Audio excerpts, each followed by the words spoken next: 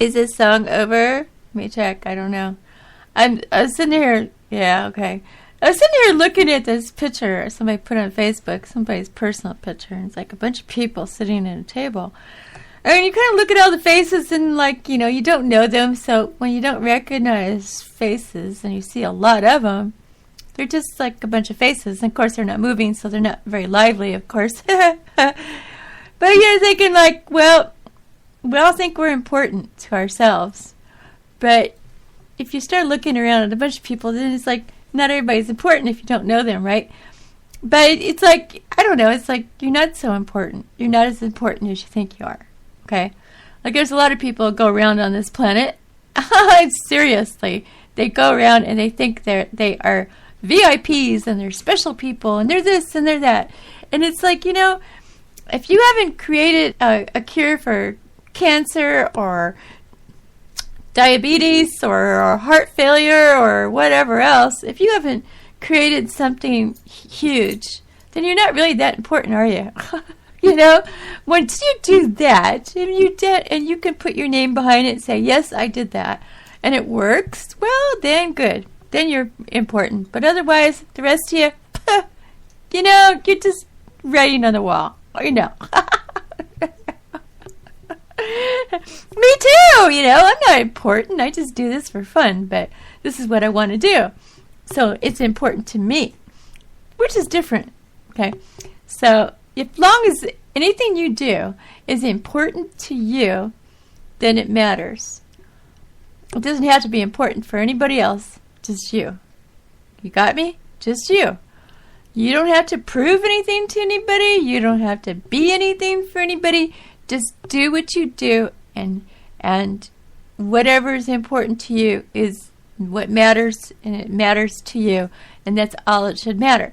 Pleasing other people is a big mistake. Whoever came up with that little word of pleasing other people, you know, BS, right? Why? I think the only thing that we should do that's very important is be careful what you say around your kids. You know, it's not cool to talk bad stuff with your kids or let your kids watch bad movies on TV or let them listen to bad radio shows, you know, real bad, or let them listen to bad radio, like some musicians say a lot of dirty words in their songs, and that's not something your kids should be listening to either. Those things matter. Those things should be important, and those kids should be pleasing somebody because they're just a kid, and they shouldn't be doing it, okay? But if they do it behind the parents' back, nobody's going to know, right? That happens too. And sometimes they get caught. And then they're in trouble. Woohoo! Oh, yeah, I've been there. Well, not exactly like that, but I've had my other moments. But anyway, pleasing other people, you know, it's like, especially people you'll never see again. Like, if you're worried about what you're wearing to the store and it's not quite right, it doesn't matter. People at the store won't even remember you. Most of them. Maybe a lady behind the cash register or something might remember you. But people in the store just walking around, you'll probably never even see that same bunch again, you know. Especially if you live in a very big city. You don't have to worry about that at all in a very big city. You'll never see them again, for sure. If you live in a town like I do, with 3,000 people, maybe you'll see them again. Chances are you can. But, you know, just that thing, I don't know where that came from, pleasing other people, you know. It's like, you have to please yourself or you can't get to where you're going, okay? If you're worried about pleasing other people, you'll never get to where you're going because you're not pleasing yourself first, okay? You have to make yourself number one. And then after number one comes number 2 and 3 and 4 and what, you know, whatever. But you have to have a little pride in yourself. Not so much pride that you're over God, okay? But enough pride in yourself to carry on and not look like you're down in the dumpster and you're feeling bad about yourself. If you're feeling bad about yourself, that's because somebody put you there. Somebody said something and hurt you, and they put you in that that mood, where you're feeling bad about yourself. Don't let them conquer that. Don't let them accomplish what they were trying to accomplish with you and trying to put you there. They're trying to destroy you or annihilate you. That's what they're trying to do. People that do that to you, they do not care about you. That's a fact, okay? And if they're trying to make you feel bad about yourself, or they try to, they'll do things to you, and then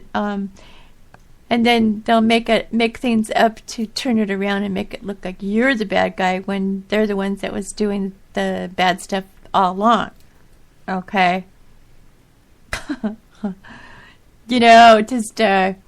They like to do that. So be careful of that. Always be careful of that. Watch your back. Always watch your back. Somebody's got a knife ready to stick in it. I'm serious. They do. I'm serious. It's a heart attack. You have to stand up for yourself, and you have to be strong in this world.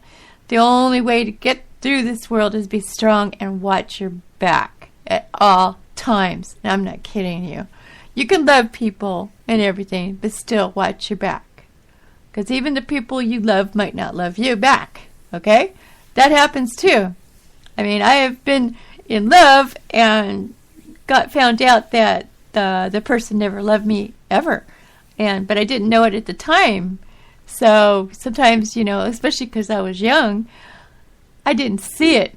My darling daughter one time saw a person for what they were just by looking at their picture one time and told me, "Look at this guy. He's cuckoo. He's nuts. Be careful, Mom. He's a weirdo." And I was looking at his picture and I was like, I don't see it. I don't see what you're talking about. And see, things were going okay with us at the time, and I didn't realize that anything was wrong. And she saw it in a photograph, okay? And then a few months later, oh boy, did he go bonkers. He went bonkers, okay? Way over bonkers. And I was like, oh my God, she was right. And she saw it just by looking at a photograph. How about that? How many people can do that?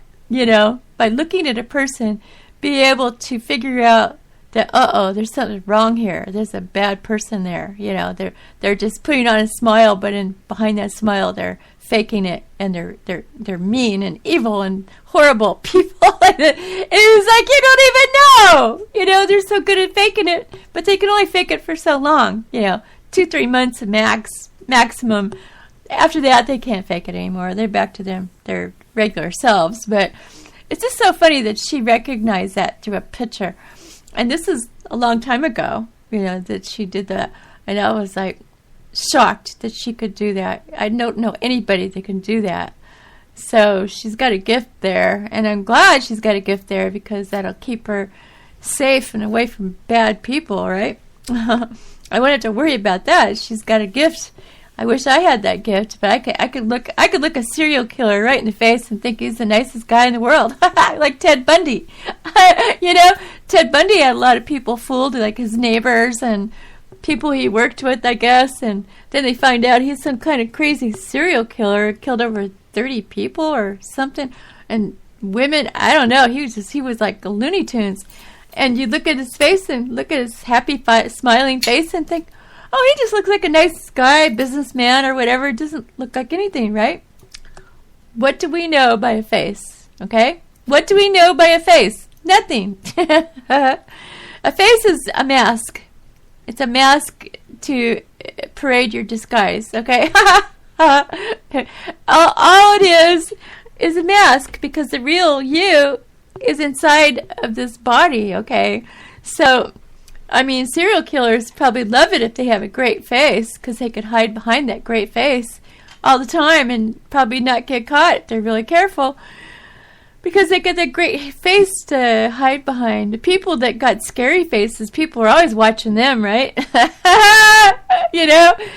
I used to know a friend of my dad's used to have a very wrinkly face. He looked like he just got out of prison, which he didn't. He was never in prison or jail, I don't think. But he just had more wrinkles than Clint Eastwood, okay? He looked scary too. His wrinkles weren't fun and happy wrinkles. They were scary looking, like he was just pissed off, right?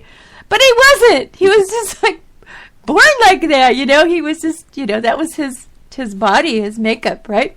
So, you know, everybody was really leery about the guy, always being careful, like, you know, thinking, oh, this guy's ready to kick my, you know what, you know. But he really wasn't, you know, so it was hard for him to make friends because people were scared of him, you know, just by looking at his face. But inside, he wasn't that person. He really wasn't the person you saw on the outside. So his shell was shattered, but the inside is what mattered, okay? So always remember that when you meet people. Be leery of them, because you really don't know who and what you're meeting. Yeah, everybody wants to have new friends, but you know, you have to have time. Time goes by and you get to know these friends. You can't get to know them in a couple of months. There's no way. But and being, you know, looking at them and saying, oh, they're a nice person, just by looking at their outsides is the wrong thing to do, because you could be looking right at your next rapist or serial killer and going, oh, he's such a nice guy, look at him. And then find out later, you know, he kidnaps you and puts you in some kind of weird place and hides you out in the middle of nowhere where nobody could find you, and then does what he wants to. Yeah, that'll be great. So, you know, be leery of people you meet, really. You know, people, when I was growing up, it's like you just met anybody and everything was cool, because it was the hippie days and everybody was stoned anyway and nobody was really paying attention to anything. You know, I mean, seriously, weren't paying attention. But there still was some bad things that still happen to people, you know, back in the days, you know. Not as much as there is now. I would say there's a lot worse stuff going on nowadays. Man, I mean, I watched one of those videos of a person over there in, I don't know if that was Egypt. I don't know if that was Egypt or that was Iran, or it was someplace over there. I don't even remember where that was at. It's hard for me to talk about it. But I watched one of the videos where somebody, you know, chopped somebody's head off. And I thought, I don't know why, I just wanted to watch it because I never seen anything like that. And I wanted to know if this is real, if it was a real video. I also want to kind of be like the witness in front of God. I don't know, so to speak. I mean, that's a stupid reason to watch something like that. But afterwards, I swear I almost had a seizure. I had to lay down, and I had to just leave the computer and completely lay down flat and just try to breathe in and breathe out and not think at all, because I was really getting dizzy and sick. And I was like, I never felt like that from anything I've ever seen. And I've seen quite a lot of stuff, you know, but that, oh my God, I couldn't deal with it. I still can't deal with it. If I think about it too much, I can't deal with it. But I'm just saying, see, there's some really sickness in this world, and that's right